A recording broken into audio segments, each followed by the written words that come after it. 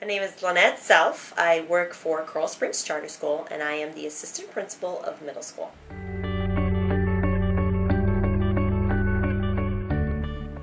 We're in the business of education, and our motto is putting students first.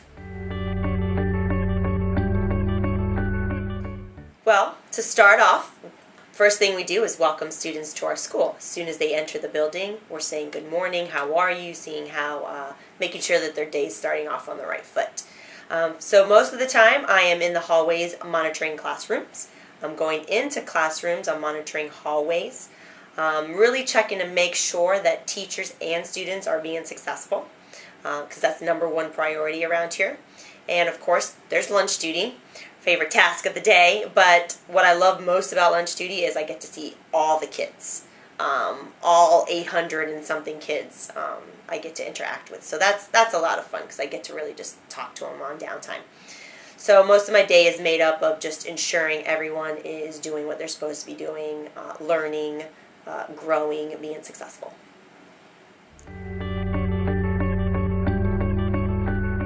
Well, it's a long day. Typically my day is 10 hours. So it's probably about a 50 to 60 hour work week. Sometimes there's functions in the evening that we do have to attend, which makes it in that 60 range. I don't travel often. I do travel maybe once a month to our other sister schools to help monitor their schools and also do some, give them some feedback on how they're doing as well. And then every now and then I have like my typical administration type of meetings. But traveling during the month is usually just once.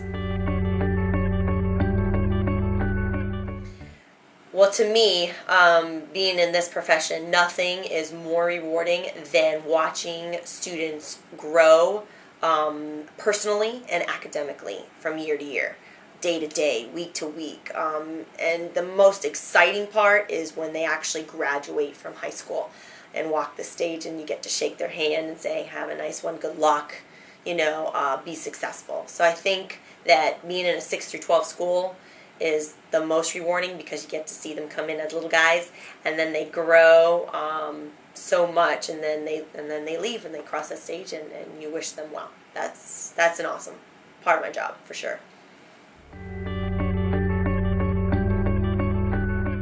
Well, there's many things I would like to see change and improve. However, the one most important thing would be across the board motivation. And that would be motivation in teachers, motivation in students, motivation in parents as well, because they have to be held accountable. So overall, I can't even find another word better than motivation, for sure. That's #1.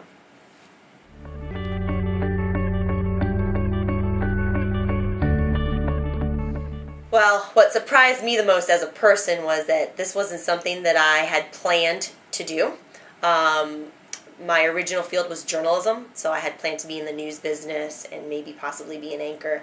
But when I decided to go back to school for my master's in ed leadership, mainly because it was good in a family setting, I wanted kids and whatnot, I couldn't believe how much I really truly enjoyed doing what I'm doing. First to start off as a teacher and now impacting the whole school and not just a classroom.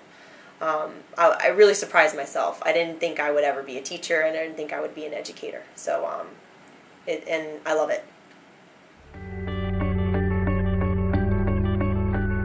Okay, well, I started back in 2001. Try not to age myself here.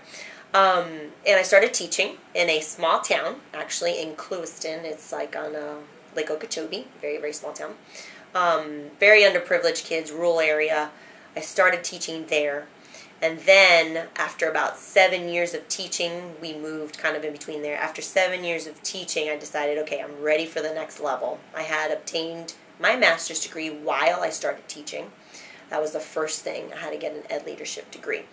And then I was ready. I did 7 years in the classroom. I was ready to impact the school on a bigger level.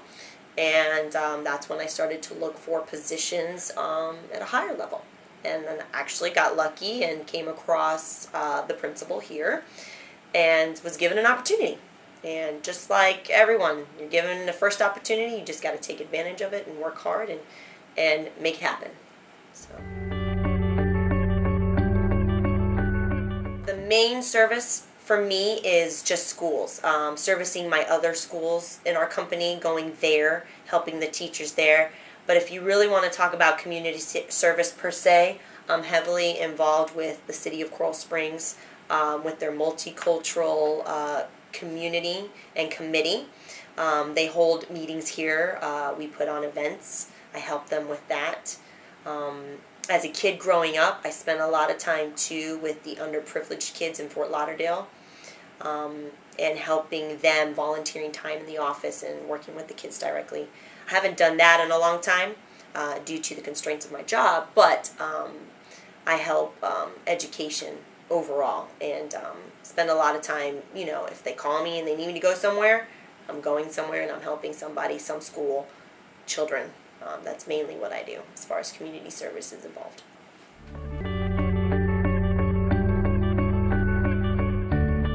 Well, number one thing is, and I know this is going to sound funny, but you have to have an education. Nothing is more important than setting high goals, and once you achieve your diploma, you want to make sure that you are going to go and further your education, or even if it's technical and you want to go to a technical school, that's fine as well. But you definitely have to expand your horizons after high school, and you definitely have to take it a step further and get the education. Even if maybe a master's degree would be prevalent, I always recommend that. I have a goal of one day maybe going for my doctorate's degree. That's always in the back of my head. So you definitely need a good foundation of education. You definitely need to get experience in that field as much as you can, get your feet wet, whether you internship. But one way or the other, always strive to be successful, and do as much as you can within your field in getting experiences anywhere you can. To be honest, I actually wouldn't have avoided any mistakes. I believe that mistakes is how we grow and how we learn. In any business, you need to learn from your mistakes, and I'm sure you've heard that motto before. Nothing's more important than that. So you're definitely going to make mistakes. Nobody's perfect. Plan to make mistakes, but plan to learn from them and to grow from them. And the next time around, know what you have to do to be successful. One of the best athletes in the world, Michael Jordan, didn't even make the high school basketball team. So that alone tells you that you can make mistakes and you can also be on the top in the end. So definitely, I wouldn't avoid anything. I am a South Florida girl, so I have not gone that far. I did go to Florida Atlantic University and received my Bachelor's of Arts degree in journalism. And then I obtained my master's from Florida Gulf Coast University in Fort Myers in ed leadership.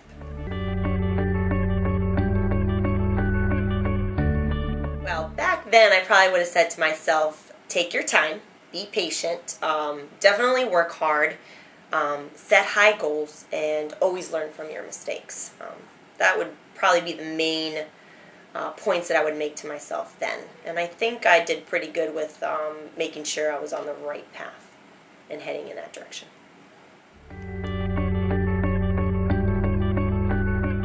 Absolutely. It's because of college I was prepared for the real world. I had to do internship hours at a school when I was obtaining my master's degree in ed leadership. So those hours really made me and forced me to take on the different tasks of an administrator, and even act as an acting administrator when I was a teacher. So if it wasn't because that was the requirement in order to graduate, I would have never received those experiences or opportunities. So college definitely prepares you in every aspect, whether it's hands-on experience or just the foundation of knowledge and knowing of what's expected.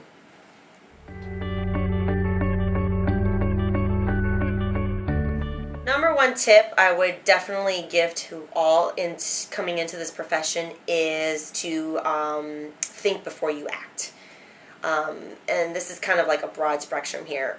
Whatever you do in life could ultimately affect your road to this goal. So make sure that you always act professionally in everything that you do, and you don't make bad choices, whether it's with friends, whether it's personal choices. Just be very careful, because this is a professional job, and we're held to a very high standard.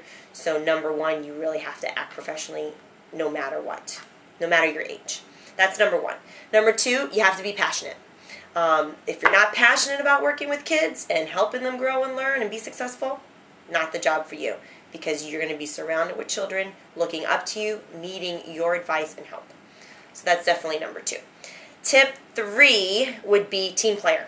And actually, you probably had advantage already. If you're on some sort of team already, that's great. You have to know how to collaborate with other people, work with other people, and learn to agree to disagree. Because that's in my profession all day long. We don't always see things the same way, but we have to find a common ground and collaborate and make it work. So those would be the 3 main tips that I would give.